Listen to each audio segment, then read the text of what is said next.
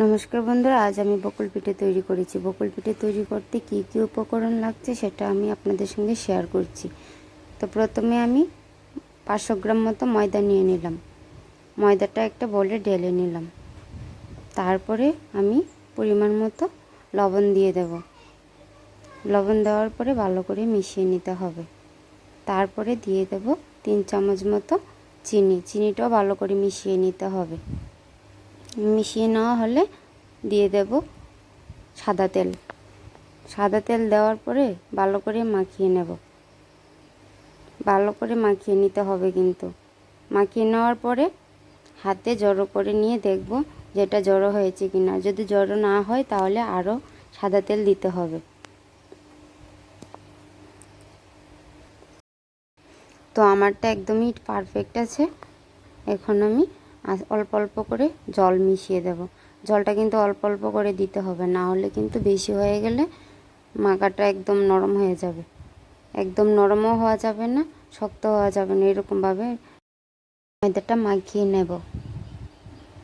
তারপরে এটাকে একটা ভিজা সুতি ন্যাকড়া দিয়ে ঢেকে রেখে দেবো 1 ঘন্টা মতো।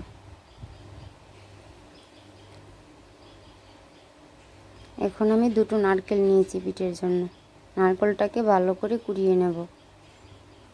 নারকেলটাকে ফাটিয়ে নিয়েছিলাম। তো এখন একটা কড়াই বসিয়ে দিলাম। তো এখানে আমি নারকেলটা দিয়ে দিলাম। নারকেলটাতে কিন্তু আমি আগেই চিনি মিশিয়ে রেখেছিলাম। আপনারা চাইলে আগেও দিতে পারেন, পরেও দিতে পারেন। তো আমি 10 মিনিট মতো নারকেলটাকে একটু ভেজে নিয়েছি। আর নামানোর আগে আমি 2টো এলাচ দিয়ে দিয়েছি। আপনারাও 2টো এলাচ দিয়ে দেবেন। এখন আমার নারকেলটা হয়ে গেছে, তো নামিয়ে নেব একটা বলে। বেশি লালও হবে না। আমার ময়দাটা একদম সফট হয়ে গেছে, একদম সফট। এখন আমি লুচির মতো করে ছোট ছোট করে কেটে নেব।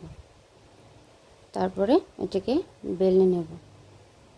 আমি পিঠের শাঁসটা আগেই অয়েল মেখে রেখে দিয়েছি।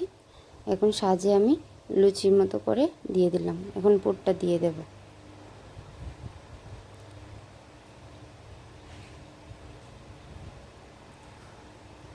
একটা পিঠে হয়ে গেছে। এরকমভাবে হবে বকুল পিঠে। এখন সবগুলো পিঠে আস্তে আস্তে আমি করে নেব। এদিকে অয়েল বসিয়ে দিয়েছি, অয়েলটা গরম হয়ে গেছে। এখন আমি পিঠেগুলি দিয়ে দেবো আস্তে আস্তে। লো মিডিয়ামে পিঠেগুলো ভাজতে হবে, না হলে কড়া হয়ে যাবে আর ভিতরে কাঁচা থাকবে।